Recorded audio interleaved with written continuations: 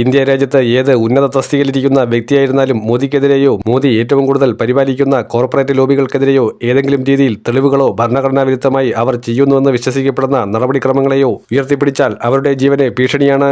അവർക്ക് വല്ലാത്ത വീർപ്പുമുട്ടൽ തന്നെയായിരിക്കുമെന്നുള്ളത് നേരത്തെ തന്നെ ഉപരാഷ്ട്രപതി ജഗദീപ് ധൻഖറിന്റെ ഉദാഹരണ സഹിതം ഈ രാജ്യം സാക്ഷ്യം വഹിച്ചതാണ്. റിസർവ് ബാങ്ക് ഗവർണറായിരുന്ന രഘുറാം രാജൻ എത്രത്തോളം ഭീഷണികൾ നേരിട്ടിരുന്നു എന്നുള്ളത് അദ്ദേഹം തുറന്നു പറഞ്ഞിട്ടുണ്ട്. അദ്ദേഹം പല കാര്യങ്ങൾ വളരെ വ്യക്തമായി തന്നെ വിസ്തരിച്ചിട്ടുമുണ്ട്. ഇപ്പോഴത്തെ റിസർവ് ബാങ്ക് ഗവർണർക്കും പല രീതിയിലുള്ള ഭീഷണിയും ഊമക്കത്തും ലഭിച്ചുകൊണ്ടിരിക്കുന്ന സാഹചര്യമാണ്. അദ്ദേഹത്തെയും ടാർഗറ്റ് ചെയ്തിരിക്കുന്നു. BJPയുടെ ലക്ഷ്യമെന്നത് അവർക്ക് കൃത്യമായും ഒരു കോക്കസ്, ഒരു ബെൽറ്റുണ്ട്. അവരുടെ ഒരു സിസ്റ്റം എന്ന് പറയുന്നത് ഈ രാജ്യത്തെ നശിപ്പിക്കുക, സാമ്പത്തികപരമായും അല്ലാതെയും.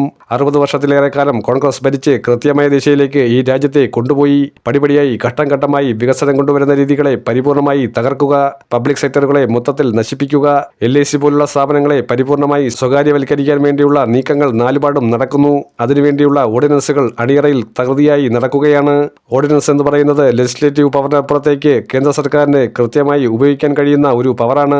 ആ ഒരു പവർ കൃത്യമായി അപ്ലൈ ചെയ്തുകൊണ്ട് രാഷ്ട്രപതിയെ കരുവാക്കി രാഷ്ട്രപതിയെ കൊണ്ട് പ്രകോപിപ്പിച്ച് ലോക്സഭയിലും രാജ്യസഭയിലും ഒരു ചർച്ചയ്ക്ക് പോലും താല്പര്യം കണ്ടെത്താതെ സഭാ നടപടികൾ സ്തംഭിപ്പിക്കാൻ കഴിയും പ്രതിപക്ഷത്തിന്. ആ ഒരു ഉത്തമ ബോധ്യമുള്ളത് കൊണ്ട് തന്നെ BJP അതിനെ മറികടക്കാൻ വേണ്ടി ശ്രമിക്കുന്ന നീക്കമാണ്. എന്നിട്ട് രഹസ്യമായ വോട്ടെടുപ്പിലൂടെ ബില്ല് നിയമമാക്കി മാറ്റിയെടുക്കുക. ഇതാണ് ഇപ്പോൾ ചെയ്തുകൊണ്ടിരിക്കുന്നത്. സ്വകാര്യവൽക്കരണവുമായി ബന്ധപ്പെട്ട് പുതിയ ഓർഡിനൻസുകൾ കൂടി കൊണ്ടുവരാൻ വേണ്ടിയുള്ള നീക്കമാണ് ഈ രാജ്യത്ത് സംജാതമായി കൊണ്ടിരിക്കുന്നത്. അതിലൊന്ന് റെയിൽവേ പൂർണ്ണമായി ഘട്ടം ഘട്ടമായി സ്വകാര്യവൽക്കരിക്കാൻ വേണ്ടിയുള്ള നീക്കം. മറ്റൊന്നെന്ന് പറയുന്നത് നാഷണലൈസ്ഡ് ബാങ്കുകളെ സ്വകാര്യവൽക്കരിക്കാൻ വേണ്ടിയുള്ള നീക്കം നടക്കുന്നു. നമുക്കറിയാം, സെബിയുടെ ചെയർപേഴ്സണായി മാധവി പുരിപിച്ച് വന്നത് പ്രൈവറ്റ് മേഖലയിൽ നിന്നാണ്. ഇന്ത്യയിൽ ആദ്യമായാണ് അങ്ങനെ ഒരു സംവിധാനം കൊണ്ടുവരുന്നത്. അതായത് സ്റ്റോക്ക് എക്സ്ചേഞ്ച് ബ്യൂറോ വരെ മൊത്തത്തിൽ അവരുടെ പരിധിയിലാക്കാൻ ശ്രമിക്കുന്നു.